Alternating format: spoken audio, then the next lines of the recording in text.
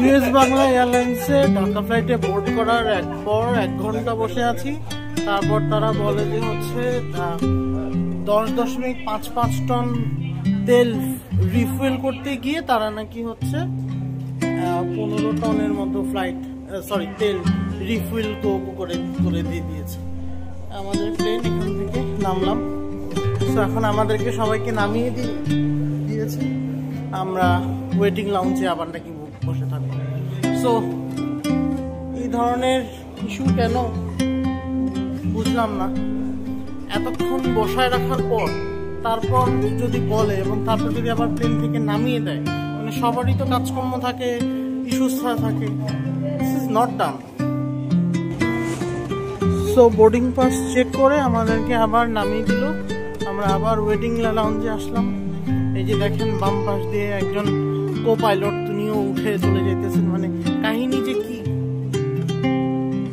এই যে আমাদের ইউএস বাংলা প্লেন। সো ব্যাংককের মতো একটা এয়ারপোর্টে এরকম কাহিনী হবে, এটা বিশ্বাস করাটা কঠিন। তো এখন ব্যাংকক টাইম প্রায় 3টা বাজে। মানে আমাদের মোটামুটি এতক্ষণ অর্ধেক রাস্তা চলে যাওয়ার কথা, কিন্তু আমরা আবার ঘুরে উল্টে সেই এয়ারপোর্টের ভিতরেই আবার ঢুকে গেলাম। ব্যাড লাক বলবো না কি বলবো আল্লাহই জানে।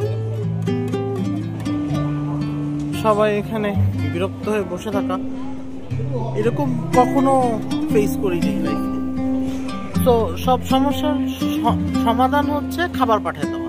খাবার পাঠিয়ে দেওয়া ইজ নট দ্য সমাধান। সো এই যে এতগুলো মানুষ হচ্ছে হ্যারাসমেন্টের সম্মুখীন হচ্ছে, এটার জন্য ইউএস বাংলা কোনো কিছুই করে না। গতবারও আমার একটা প্রবলেম হয়েছিল মালয়েশিয়া থেকে ফেরার সময়। আমি সেটা নিয়ে ইউএস বাংলাকে মেইল করেছি, লিঙ্কডইনে দিয়েছিলাম, কোনো কিছু তারা রিপ্লাই দেয় না এবং they hardly care to reply anyone.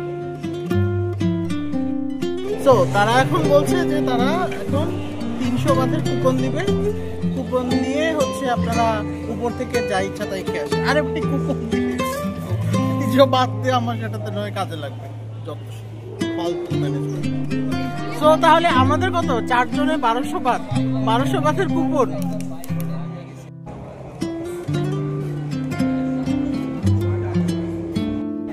So coupon দেওয়া শুরু হয়েছে, সবাই দৌড় দিয়েছে। তো যেটা হয় আর কি, খাবার বেলায় আগে আর মিছিলে সবার শেষে, এই আর কি। তো আমরা কিছুক্ষণ ওয়েট করি, এত ভিড় ভাট্টা। এখন এনারা সবাই খেতে যাবেন, তারপর এনাদেরকে সবাইকে আবার একসাথে করবে। তো আজকে মধ্যরাতের আগে আর মনে হয় না বাংলাদেশ যাওয়া হচ্ছে। সো যেটা হলো যে আমাদেরকে 300 বাতের টোকেন দিয়েছে, আমরা সেটা নিয়ে হুড়াহুড়ি করে গিয়ে খাবার আনলাম। তো খাবার আনতে যাওয়ার পরই মানে সব তো একসাথে গেছে। সিএর এই গেটে কাছাকাছি খাবার নেই, অনেক দূর হেঁটে যেতে হয়, কারণ আমাদের গেট ছিল C8।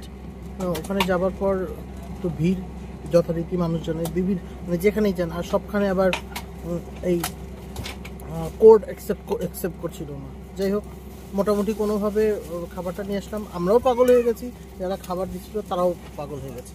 তারপর এখন আবার নতুন করে বোর্ডিং শুরু হয়েছে। তো যেটা হয় যে বাংলাদেশের মানুষ একবার নামলে তাদেরকে আবার সবাইকে ধরে নিয়ে আসাটাও অনেক ডিফিকাল্ট। সো অলরেডি আমরা 2 ঘন্টার বেশি ডিলেড, 2.5 ঘন্টা চলতেছে। এখন কতক্ষণ লাগে এটা উপরওয়ালা জানে। Finally we are starting.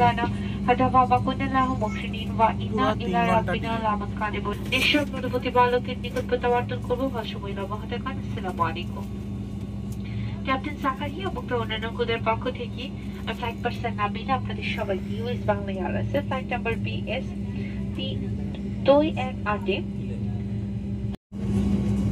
তো ঢাকার উদ্দেশ্যে রেডি। এখন যাওয়ার পর দেখি ইমেল টু ইউএসবি। গতবারের মতো তারা হয়তো বা ওরকম রিপ্লাই দেবে না, কন্ট্যাক্ট করবে না, কারণ তারা কাস্টমার কেয়ারের ব্যাপারে একেবারেই পুরো মানে আনঅ্যাটেন্ডেড। উপরওয়ালার কাছে যাওয়া ঠিকঠাক মতো ঢাকা পৌঁছানো। Till then tata.